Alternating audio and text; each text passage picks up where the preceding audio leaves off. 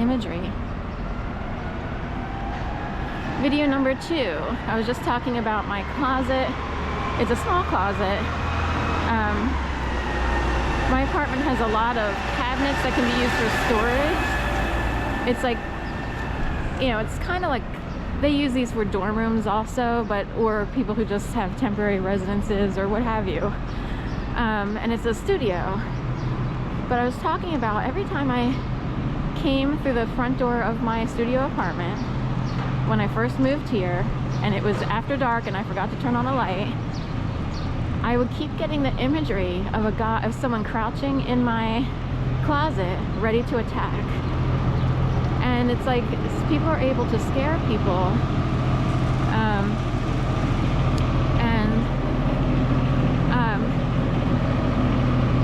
invisibly, if you will. And you would think like, oh, it's just your own mind thinking that. No, you can actually tell the difference. I'm thinking about 10 other things coming through my door, and then as soon as I walk in, there's a flash. It's like an actual flash. And then I would be like, oh, I gotta turn on the light really quick.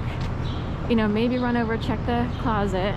Because logically, I would know that's probably not the case, even though people do have keys. When you rent, other people have keys.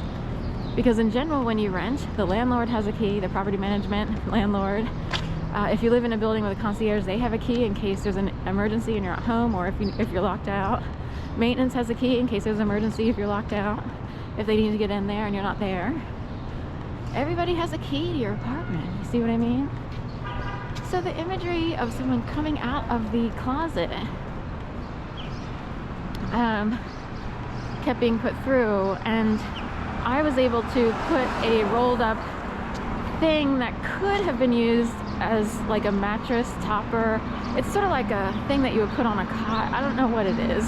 It's almost patio furniture, but it's plasticky and stiff. So anyway, by putting that rolled up thing in the closet, it made it impossible for someone to be able to keep sending through this flash of an image of someone in there waiting to attack. This is how I've done overnights for people, and they love to play wherever I do overnight. Wherever I've house sat or done overnights for people, there are 50 million games that are played. They can make it seem like, you know, and some clients will play into it. Oh, we have to get our lock fixed on the back door, it's not working, so that's all you need. And they would know that either them or other people can play with the idea that, you know, that someone could somehow break in or come in. You know, maybe there's a basement, it's all the way down there, you gotta, you know, do kitty litter. I took care of someone way down in Tasker years ago, and I hated going down to the basement. Because it's like, I don't know what's going on upstairs. People ring the doorbell while you're down there as if they knew that you were down there. And it's like, oh, I'm trapped all the way down here in the basement. So this is a continual issue, ladies and gentlemen. We have clubs, societies, or groups of people who learn to do something. They are like modern day Nazis. And you'd be surprised what their last names are. So it's like, how do they do it? Like, you can tell the difference. You're like, normally I wouldn't be afraid, but I can actually see a flash. It's bizarre. There's one place where I've done overnights, and as soon as I open or close the door, like as soon as I you know, come in the door, the idea would be someone's behind the door. It's like very clear. I can't create that. Like I could think or imagine things, but I wouldn't think of that. And it's like I have to push it out really quick. It's not my brain doing it, I swear to God. My brain's all the way over on, okay, now I have to do this, then, you know, I gotta write this down, then I gotta do, like, my brain is on what do I need to do every day in the functional world. And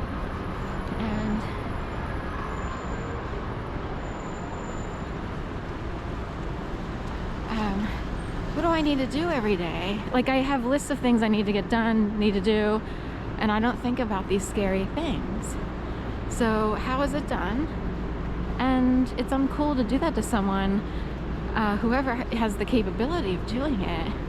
I'm wondering if there are abilities that date back to Hollywood or the military or both, and they use these things for various reasons. To unleash it upon unsuspecting people or unassuming people or regular people in the public is a very serious problem society has. And it's not like a premonition. It's not, because some people, I was telling someone, I'm like, this is totally whack. I know it sounds weird. It totally happens. I don't know what I'm supposed to do except for try to keep my brain occupied with other things. Like, but they, but, have you ever heard of this? Because it's a flash that comes in. And it's not, and they, there are people who have other ideas of what it could be. They know, they're like, I totally buy it. They believe like things can be done, but nobody talks about it in modern society because modern society, or the powers that be, would rather deem people crazy. It's almost like, say you got targeted by a business of people. It's a business. We will drive you crazy. Somebody actually gets a job to drive you. You know what I mean? They're actually funded. Somebody funded the SNAP. That was a tagline that I used on my book. Who funded the SNAP? Because my book is called Duplicity and Duress, Snap Factories in the Making. Because what goes into making someone totally flip out? And things happen all the time. People leave their jobs, they're forced out of their jobs because they snapped. But who made them snap? Why did they snap? Who's willing to play along, or who naturally plays along, or who's actually part of the roboted world? And the roboted world makes people go snap out. That's basically it. I want to know who gets to enjoy their day every single day.